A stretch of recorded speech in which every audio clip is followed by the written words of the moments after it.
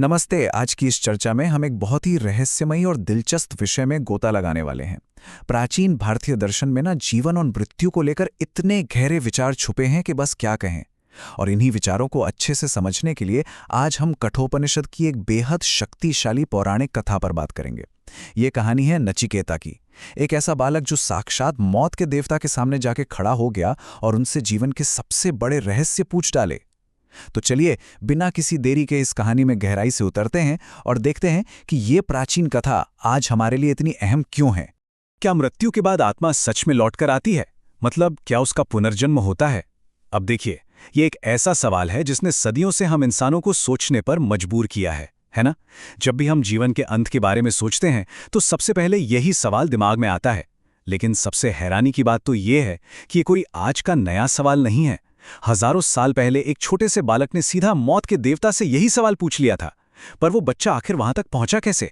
आइए कहानी की बिल्कुल शुरुआत में चलते हैं। तो चलिए शुरू करते हैं। भाग 1, यज्ञ और पिता का क्रोध, जहां से इस खोज की असल शुरुआत होती है।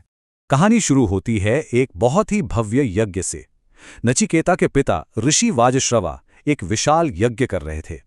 अब हम सब जानते हैं कि प्राचीन काल में यज्ञ के दौरान इंसान को अपनी सबसे कीमती चीजें दान करनी होती थीं।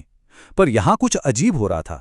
एक तरफ ऋषि वाजश्रवा दान में एकदम बूढ़ी और कमजोर गायें दे रहे थे, ऐसी गायें जो अब दूध भी नहीं दे सकती थीं। और दूसरी तरफ सच्चे दान का नियम तो ये कहता है कि इंसान को अपनी सबसे प्यारी चीज त्यागनी चाहिए। नचिकेता भले ही एक बच्चा था, पर उसने इस खोखले दान को तुरंत पकड़ लिया और सीधा सवाल कर दिया कि पिताजी, जो चीज हमारे ही किसी काम की नहीं, उसे दान करने में कैसा त्याग? अब जाहिर सी बात है, जब एक बच्चा ऐसे तीखे सवाल पूछेगा तो बड़ों को गुस्सा तो आएगा ही। नचिकेता लगातार पूछे जा रहा था कि पिताजी, आप मुझे किसे दान में देंगे? और बस इसी बात पर गुस्से में आकर ऋषि वाजश्रवा के मुंह से वो भयंकर शब्द निकल गए, मैं तुम्हें यमराज को देता हूं। अब उन्होंने तो ये बात बस गुस्से में कही थी, लेकिन यही शब्द एक बहुत बड़ी खोज की चिंगारी बन गए। नचिकेता ने अपने पिता के वचनों को सच साबित करने की ठान ली और सीधा मृत्यु के देवता यमराज के पास जाने का फैसला कर लिया। और यहीं से आता है हमारा भाग 2, यमराज के द्वार पर प्रतीक्षा, एक बेहद कठिन परीक्षा। सच मानिए, ये कहानी का वो हिस्सा है जहां से साधारण से बालक का सफर एकदम असाधारण बन जाता है। सोच कर देखिए, मृत्यु के लोक पहुंचने पर नचिकेता को पता चलता है कि यमराज तो वहां है ही नहीं। उस भयंकर और डरावने सन्नाटे में नचिकेता ने यमराज के दरवाजे पर पूरे 3 दिन और 3 रात इंतजार किया, बिना अन्न का एक दाना खाए, बिना पानी की एक बूंद पिए। ये जो संख्या 3 है ना, ये उसकी अद्भुत सहन शक्ति और पक्के इरादे को दिखाती है। मृत्यु के दरवाजे पर बिना किसी डर के वो बच्चा अपनी खोज के लिए एकदम डटा रहा। फिर आखिरकार जब यमराज वापस लौटे तो वो सच में हैरान रह गए। एक जिंदा बच्चा उनके दरवाजे पर 3 दिन से भूखा प्यासा बैठा है। यमराज उस बालक की इस गजब की जिद और अटूट संकल्प से बहुत ज्यादा प्रभावित हुए। मतलब मृत्यु के देवता, जिनसे बड़े बड़े शूरवीर भी कांपते हैं, वो एक छोटे से बच्चे की तपस्या के आगे नतमस्तक हो गए। और इसी दृढ़ता से खुश होकर यमराज ने नचिकेता को एक इनाम देने का मन बना लिया। जिसके बाद शुरू होता है भाग 3, नचिकेता के 3 महान वरदान। यहीं से असली बदलाव की शुरुआत होती है। यमराज ने अपनी गैरमौजूदगी की माफी मांगते हुए नचिकेता से कहा कि वो कोई भी 3 वरदान मांग ले। और यहां नचिकेता की समझदारी देखिए। ये 3 वरदान एक बहुत ही कमाल के विकास को दिखाते हैं। पहले कदम पर उसने मांगा कि उसके पिता का क्रोध शांत हो जाए। ये उसका अपने परिवार के प्रति फर्ज था। दूसरे कदम पर उसने वो ज्ञान मांगा जो सीधा स्वर्ग की ओर ले जाता है, यानी कि दिव्य ज्ञान। लेकिन जो तीसरा कदम था वो सबसे अहम था। उसने सीधा मृत्यु के आखिरी रहस्यों को खोलने की मांग कर डाली।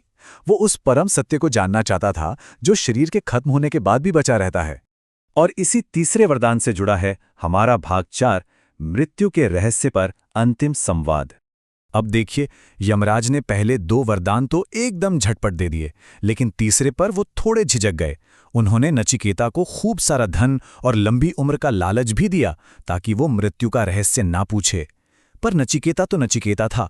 वो एकदम अपनी बात पर अड़ा रहा और उसने अपना सबसे तीखा सवाल दाग दिया, क्या मृत्यु के बाद आत्मा को पुनर्जन्म मिलता है?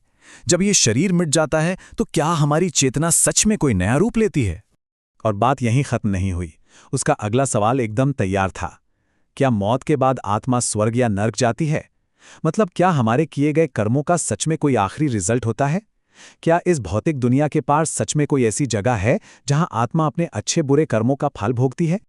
और फिर आता है उसका अंतिम दार्शनिक प्रश्न।